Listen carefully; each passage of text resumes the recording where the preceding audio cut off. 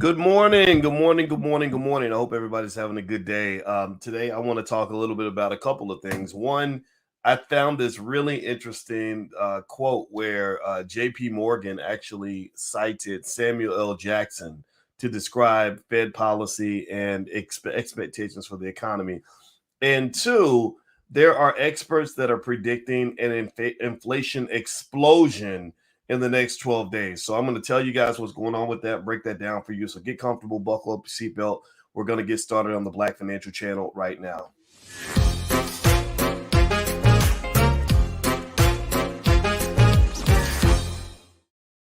Hello, hello, hello. Welcome to the Black Financial Channel, especially for Father's Day. Today's a special day. Happy Father's Day to all the dads out there and everybody who has a dad. Please tell your dad I said Happy Father's Day, and I hope that we will continue to be the superheroes of our community. We are the original man, so we deserve everything that we get because we are the best. And I believe in a loving Black family, taking care of Black children, and doing your absolute best as a human being, and that's what makes a man into a man. With that said, let's jump in. Let me remind you guys also on the Black Financial Channel, we talk about Black wealth and Black economics every single day, sometimes as much as 10 times a day under one condition. The condition is that we are B1. B1 means Black first. Black first means we put our community at the top of our priority list, not the bottom. B1 also means that we educate ourselves at the highest levels. B1 means we prepare our children for the future by teaching them about economics. So if you agree with this philosophy, put a hashtag B and the number one in the chat. If you're not Black, you're not. It's not that you're not welcome here. You're certainly welcome to come here if you are not Black.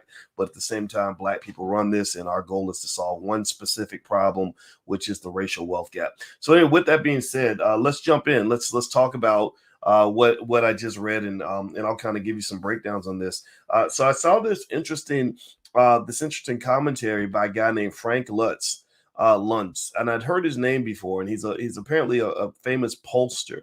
And I'm gonna read some of this to you right here, and then I'm gonna give you my interpretation. He warns that the U.S. will feel the full impact of inflation. He says here in 13 days, but that's actually yesterday, so that's 12 days. And that coincides, if I'm not mistaken, that coincides with the 4th of July.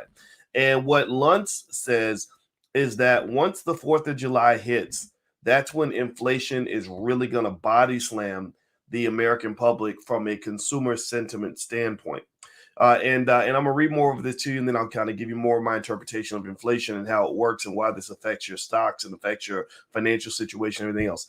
He says inflationary pressures right now are worse than the one seen in 2009. U.S. Consumer Price Index, it jumped to a 40-year high of 8.6% in May. Let's see here. So he says that the American consumer will feel the full impact of inflation over the upcoming Independence Day weekend. He was speaking on Squawk Box when he said that. He said, quote, the 4th of July is when Americans take to the road and buy more food than any other time of the year. 13 days from now, they'll come face to face with higher prices and the fact that they can't afford it. So what Luntz claims is that he went to the Biden administration and said, I wanted to give this report to Biden. They didn't want to hear it, so I'm going to go give this report to you. And now, how will inflation go? Nobody knows, but a lot of people expect a lot of the experts I've been studying expect that the inflation should sort of level off by the third quarter of this year, maybe around 9%. So maybe slightly higher, but not much higher than it is right now. And I thought this was a really powerful statement, and I don't think he's completely inaccurate. I think that Luntz has a point on this. Remember the 4th of July, the two things that people do around the 4th that they do more of than any other time of the year is driving and eating.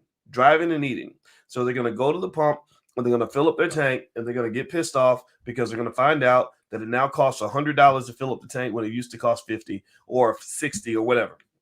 Then after they get mad about that, they're going to also go buy all the corn on the cob and the barbecue chicken and the hamburgers and whatever else they're going to buy. Today my birthday is actually tomorrow. By the way, I was a Father's Day gift to my father who wasn't even there when I was born.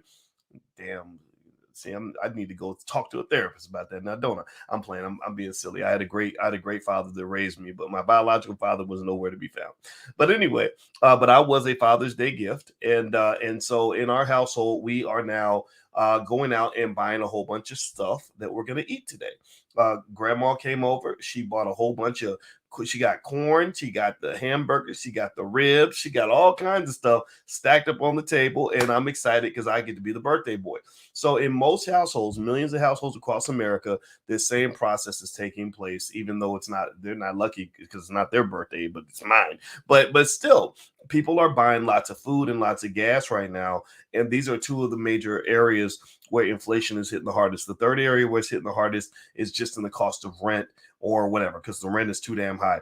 What a lot of experts are saying is that inflation will get tamed once they break the economy. It makes me think about when my brother was 2 and he was pigeon-toed and they had to break his legs to make him walk straight, which I hated. I hated seeing my 2-year-old brother get his legs broken. He had a little cast on his legs and trying to crawl around with a little cast was kind of weird. But still, that's what they're. I think that's what they're thinking at this point. They're thinking that once we break the economy and cause a recession, then inflation. Recessions are naturally what they call deflationary events. Recessions naturally cause the cost of goods to go down. When you see unemployment go higher, well, the cost of labor is going to go down. Inflation is broken up at least into a couple key areas. One is the consumer price index, which is what consumers pay for things like gas and food and all that. Then there's the producer price index, which is what companies have to pay for supplies. You're being hit on both sides. Target and other companies are coming out with warnings saying, we don't know what to do because our costs are going up and it's going to hit our bottom line and we're fighting it off as much as possible. And we don't know how long we can do that. But here's the thing. The way they're fighting it off is they're just passing the cost on to the consumer. And eventually the consumer is going to say, oh, no. I'm not going to keep buying from you at these really high prices. I'm going to start cutting back, which is actually what I've been, talking to you guys about. I think that if you can cut back and be efficient with your spending, this will probably be the time to do that. Now, do me a favor as we move forward. There's more information I'm going to share with you, particularly about a JPMorgan Chase report where they actually quoted Samuel L. Jackson to describe the stock market. I thought it was really, really funny and fascinating. But anyway, do me a favor, hit the thumbs up button, thumbs up, share, subscribe.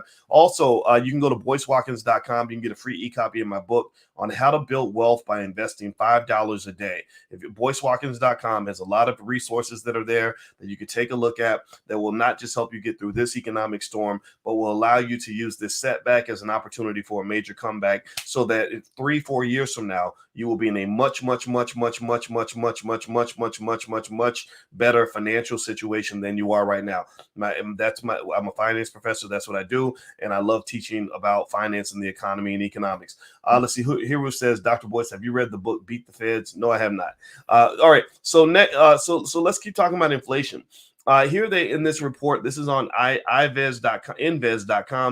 They said that inflation is worse than it was in 2009. He also, Frank Luntz, the pollster, he warned that the ongoing war in Ukraine could ultimately lead to a food shortage, which again, that's inflationary. He said that it's worse than the one seen in 2009 in terms of breadth and impact. Quote, you have to go back to 2009 to find a time when economic numbers were this bad. The difference is back then it affected roughly 60% of the population. Now, no matter how much you make, you're impacted by inflation.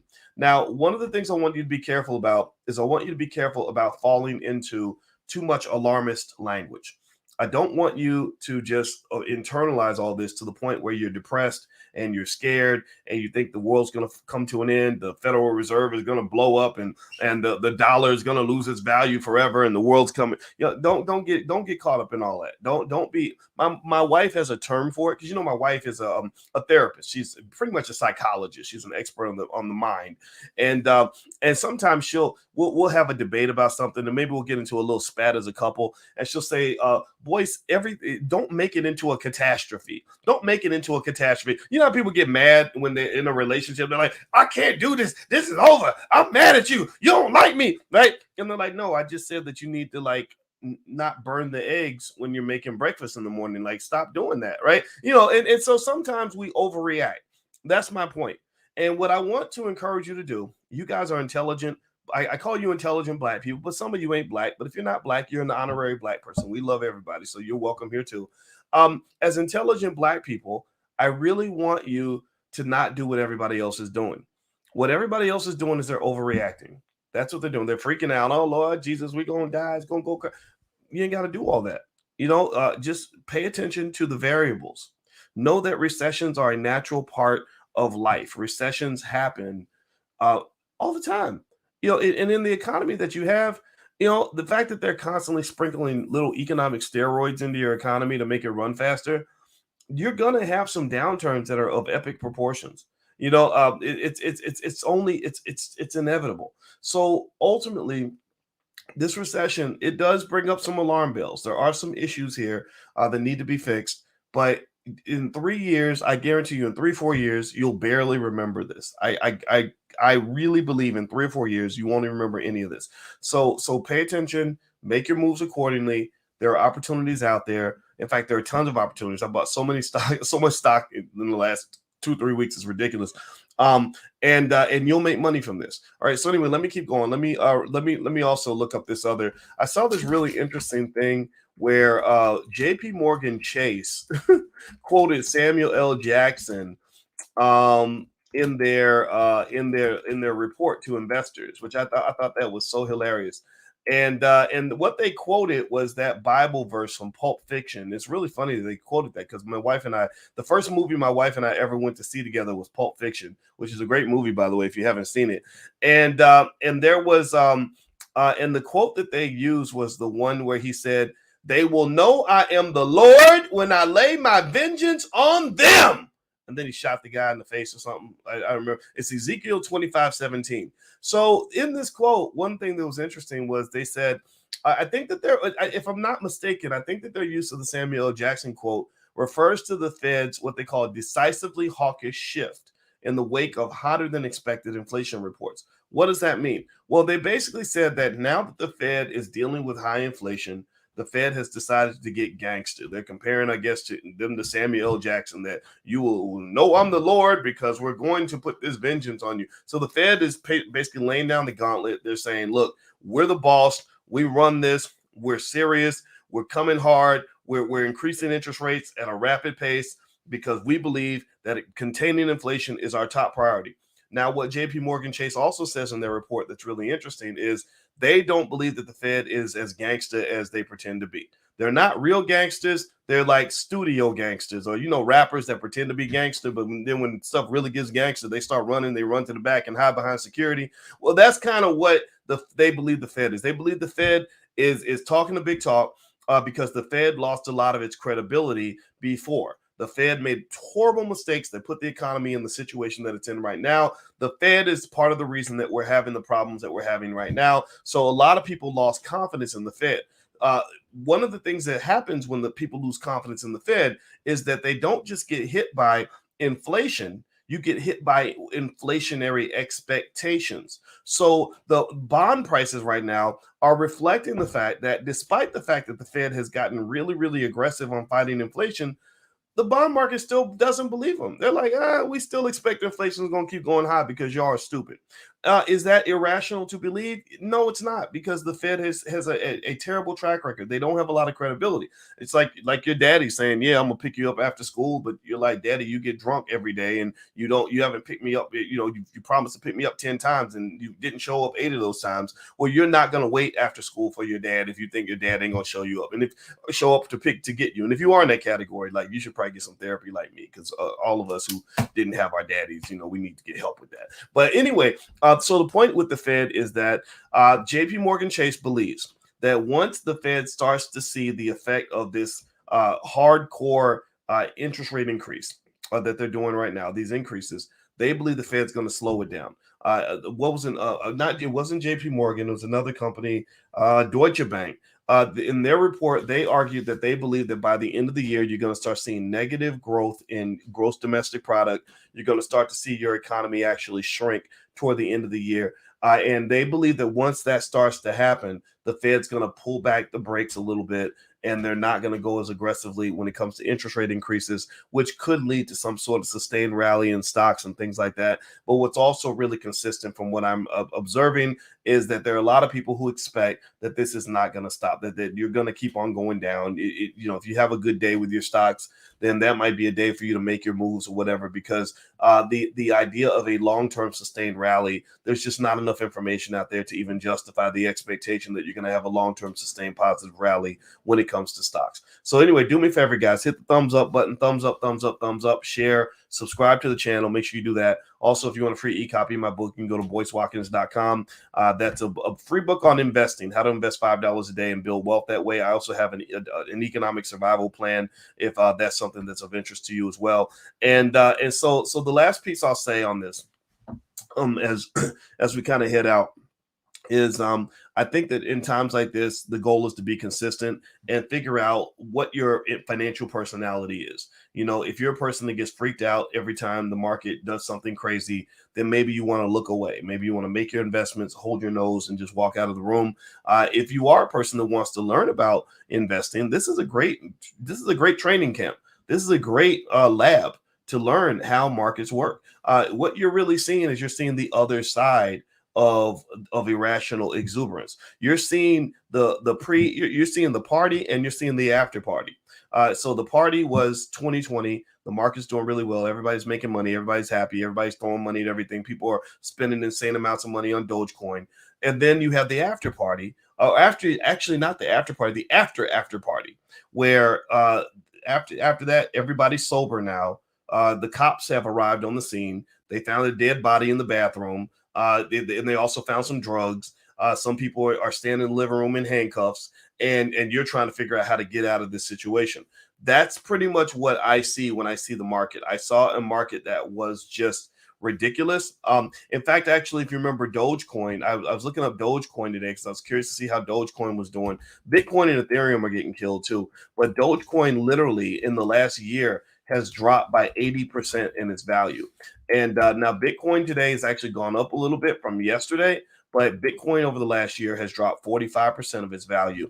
And so a lot of this is expected because these are high risk assets that people only invest in when everybody's financially drunk, when they're financially high and they're feeling super confident and they're willing to kind of take a chance on anything. The biggest beneficiaries of people being financially drunk were crypto, especially the crappy cryptos, high risk companies that weren't making any money yet, and also SPACs. The SPAC boom was massive during the upturn. The SPAC boom is dead now.